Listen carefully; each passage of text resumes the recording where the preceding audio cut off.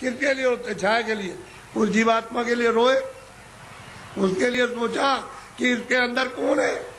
अरे भाई मन नहीं, बुद्धि नहीं है, चित्त नहीं, शरीर नहीं, हाथ नहीं, पैर नहीं, आंख नहीं, अरे वो जीवात्मा क्या चीज है जो इसमें से निकाल के अलग कर दी। शरीर तो ये पड़ा है, आंख भी है, कान भी, बोलता नहीं, सुनता नहीं, देखता नहीं, हाथ नहीं हिलाता, और तो मतलब ये है कि इसमें माया की छाया में पड़े हो, मेरी मेरी आय मेरी आय, ऐसे चले जाओगे आया करते, और कुछ मिलने जुलने वाला नहीं है। इसलिए महात्माओं का सत्संग जरूर सुनो। वो ये नहीं कहते पूजा करो आप देखो, लेकिन उनसे प्रार्थना करो हमको सद्बुद्धि दो, सच विचार दो हमको, और हमको अच्छे कर्म का रास्ता मिले। हम चोरी चमारी इसको बंद कर दे, हम झूठ बोलना, धोखा देना, बेईमानी करना, हमारा काम, हमारा क्रोध, हमारा लोभ, हमारा मोह छूटे, और हमको कोई मिला दीजिए किसी से जो मनुष्य शरीर में आकर रास्ता बता नहीं, आप बता दीजिए। देवताओं से कहो आप ही बता दो कि ये रास्ता जाने का है भगवान के पास। अगर नहीं बता सकते हो तो फिर किसी महात्मा से मिला दो। हमने इसलिए तुम्हारी पूजा की और तुमको माना कि हमारा आत्म कल्याण हो जाएगा, जन्म मरण से बच जाएंगे, 84 नरकों से बचेंगे। अगर देवता नहीं तो खोज करो महात्मा, मैं किसी को कुछ कहता नहीं। समझ लो अच्छी तरह से सत्य बात। उसको मछली रहती है, कछुआ रहता है उसी में, जीव जंतु उसी जमुना जी में, उसी गंगा जी में रहते हैं। तो आपको ये जानना चाहिए, आप वहाँ जाते हो स्नान करने के लिए तो पाप आपका धुल जाएगा। पाप तो यहाँ जमा है, यहाँ तो पानी नहीं जाता, यहाँ अग्नि नहीं जाती है। तो ये बताओ कि तुम जब यहाँ, वो कैसे धुलेगा? वो गंगा पानी समुद्र का या तालाब का या कुएं का वो धो नहीं सकता, तो यहाँ जमा है इस जगह पर। अब ऐसा गंगा स्नान, वो गंगा, उसमें स्नान करने वाले महात्मा मिल जाए और आपको दिव्य गंगा में, दिव्य जल में स्नान करा दे तो जीवात्मा तब ये निर्मल हो जाए, पवित्र हो जाए, स्वच्छ हो जाए, तो ये जाग जाए, इसकी आंख खुल जाए। अब इसमें नहाते हो, फिर चोरी क्यों करते हो? इसलिए करते हो कि जमुना में हम नहा लेंगे तो हमारी फिर चोरी माफ हो जाएगी। चोरी वोरी माफ नहीं होती, वो तो यहाँ जमा, यहाँ पानी नहीं जा सकता। ये तो शरीर के नाके पर, जीवात्मा शरीर में नहीं है, जीवात्मा शरीर के बाहर, ये यहाँ नहीं है, नाक में नहीं और मुंह में नहीं है, हाथ और पैरों में नहीं, ये दोनों आंखों के ऊपर बैठी हुई है। बस ऊपर में गंदगी उस पर डाल दी, इसलिए रुकी पड़ी हुई है। गंदगी हटा लो, बाहर निकल जाए, छोड़ दे मकान को, जीते जी छोड़ दे। इसलिए आप लोग थोड़ा सा अपना कभी कभी समय, जब ये सुना करो कि यहाँ बहुत भीड़ लग रही है और बहुत लोग आ रहे हैं, तो जरा से चले आए और सुन लिया और देखो आकर के कि मैं कैसी पूजा आपको देवताओं की, और फिर उन देवताओं को देखो कैसे आप देखते हो उनको अपनी आंखों से, तब तुम्हारी समझ में आएगा। ऐसे क्या समझ में आ जाएगा? अंधेरे में रहोगे तो अंधेरे में जन्म हुआ, अंधेरे में पालन पोषण हो रहा, अभी फड़फड़ा के अंधेरे में मर जाओगे। अभी देखते देखते अब तो बूढ़े हो गए, तो अब क्या दिन का साथ है इस शरीर का?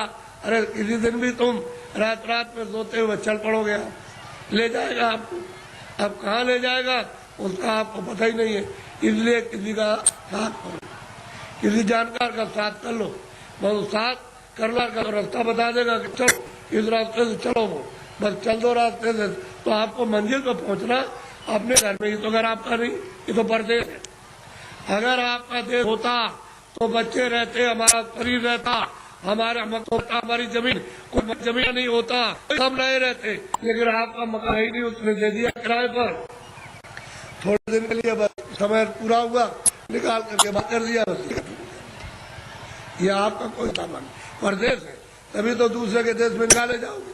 अपने देश में पहुंच चलो और आराम से रहना। कोई जन्मता मरता नहीं है, न वहाँ कोई हिंदू, न कोई मुसलमान, न दफ्तर है, न खेती है, न दुकान, न कोई बीमारी, न हाल, न बच्चे। वहाँ आनंद ही आनंद है। अपने घर में, अपने देश में चलो। ये तो परदेश है। परदेश में आकर के कितने जो और कितने जल बीत गए ठोकर खाते, अभी तक किनारे पर नहीं आए और मनुष्य शरीर पाया और फिर उधर लौटे जा रहे हो, नीचे चले जा रहे हो 84 में नरकों में। अरे भाई मनुष्य शरीर में आए, ऊपर चलो अपने घर की तरफ। बड़ा सीधा साधा, तो लड़ो झगड़ो मत, प्रेम से रहो। गांव गांव की लड़ाइयाँ बंद करो, उससे आपको कुछ नहीं मिला। जब गांव में लड़ाई हुई तो घर घर में बैर होने लगा, अब घर घर में लड़ाई होने लगी और घर घर की लड़ाई अब अपने मन से लड़ रहे हो और सारा जीवन आपने अशांतमय अपना कर दिया। न सोने में शांति, न कहीं जाने में, न कहीं बैठने में, न किसी से बोलने में और न किसी देवता के पास में। ऐसा तुमने मकान में ऐसा कुचड़ा बड़ा, बिल्कुल अशांति की ज्वाला जलने लगी। तो लड़ाई झगड़ा बंद करो, मारपीट बंद कर दो, आपस में घर में प्रेम से रहो। सब लोग भाई बहन, बच्चे बच्चे सब प्रेम से, अगल बगल में प्रेम से रहो। फिर गांव में सबसे प्रेम हो जाए, एक दूसरे के काम आओ, एक दूसरे की सेवा करो और एक दूसरे का मान मर्यादा ये सब कुछ रखो। तभी अगर मनुष्य का तुम क्षणिक सुख लेना चाहते हो, शांति और आनंद का, तो आपको मिलेगा। लेकिन ये क्षणिक है। जब तक जीवात्मा मनुष्य मंदिर में जगाओगे नहीं और दिव्य नेत्र नहीं खोलोगे, तब तक तुमको आत्म और परमात्म शांति नहीं मिल सकती। ये कुछ नहीं, ये तो इंद्रियों की क्षणिक, यानी ठंडक आ रही है, उससे मन इंद्रियों के दरवाजों पर बैठ करके वो क्षणिक रस लेता है कि और मिल जाएगा, और मिल जाएगा, धन में और मिलेगा, बच्चे में और मिल जाएगा, इसमें और मिलेगा, उसमें मिल जाएगा, उस काम में, व्यापार में मिल जाएगा। मिलता तो कुछ नहीं, सिवाय तकलीफ के और कुछ आनंद नहीं मिलता। और आपने सब प्रयास इसलिए क्या, सुख मिले हमको, शांति मिले हमको, आनंद मिले, और उसमें से इतना सब कुछ करने के बाद न शांति मिली, न सुख मिला, न आनंद मिला, न ज्ञान मिला और आग जलने लगी। ऐसा जीवन आपका बड़ा ही कलुषित और बहुत ही मतलब खतरनाक, अपनी आत्मा को गड्ढा के गिराने में हो गया है और दरवाजे बैठ गए जाने वाली। इसलिए बचो, अभी बच सकते हो मनुष्य शरीर में और बाद में फिर बचने का रास्ता नहीं। इसलिए इसको सोचो कि मैं कहाँ से आया हूँ, मैं किस लिए मनुष्य शरीर में आया, फिर मैं अगर जाऊंगा तो कहाँ जाऊंगा। ये तीनों प्रश्न तुम किसी से करने लगो और जो इसका जानकार होगा कि तुम वहां से आए हो, इसलिए आए हो और तुम कहाँ जा रहे हो, ये तीनों चीजें आपकी बता देगा।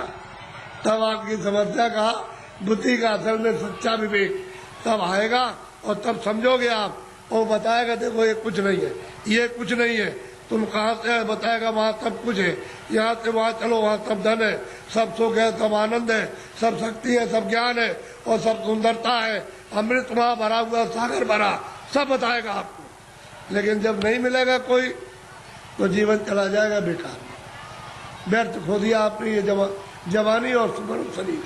जवानी भी गई, बचपन तो कुछ कर नहीं सकता है, बाल अवस्था तो कुछ नहीं करती, किशोर भी नहीं, जवानी में आए और बुढ़ापा भी कुछ नहीं कर सकता। तो जवानी में मस्ती में, बेकार में, उलझन में आपने खत्म कर दी। अब आगे चलने के देने तो फिर तुम्हारे बच्चे ही जवाब देने लगे, अरे उधर बैठ जा, तुमने जवानी में बहुत कुछ किया। तो आपको हो जाएगी तकलीफ, कहते हो मेरा बच्चा और मुझसे इस तरह से कह रहा, अब वो जवानी का उस पर जोम चढ़ा है, तुम पर बुढ़ापा आ गया, अलग कर देगा, चुपचाप बैठे रहो। घर में जो बहुएं आएगी, तुमको रोटी समय से दी और नहीं दी तो शाम को देगी, कभी शाम को नहीं तो सुबह देगी। अब तुम उड़ोगे उसमें कि हमने इतना पालन पोषण किया और ये बच्चे हमारी बात और बहुएं नहीं मानती है।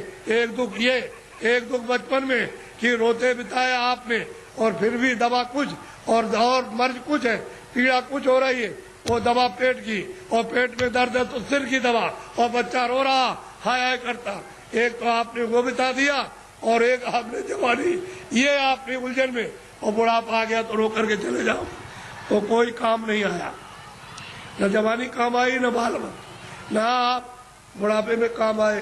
तो जीवात्मा का काम तो आपने कुछ नहीं किया, ये इंद्रियों का काम किया। और इंद्रिया क्या है, जीर्ण हो गई, पुरानी हो गई, आँख नहीं काम करती है और कान नहीं काम करते, अब मुंह नहीं काम करता, अब रो रहे हो, चिल्ला रहे हो। तो ऐसा मत करो, प्रेम के साथ सब लोग रहो और ये समझो हम किस लिए आए।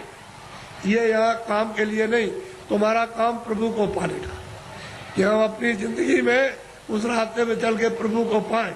असली काम तो तुम्हारा ये था, और उसको छोड़ करके आप इस झगड़े में फंस गए, चलो इसको इकट्ठा किया जाए और इससे सब मिल जाएगा। क्या मिला आपको? जिनके पास वो रो रहे, जिनके पास करोड़ों, जिनके पास अरबों, वो रो रहे, चिल्ला रहे और कहते हैं कि हमको दवा हमको दे दी। अरे भाई, उससे तुमको सुख मिलता, आनंद मिलता।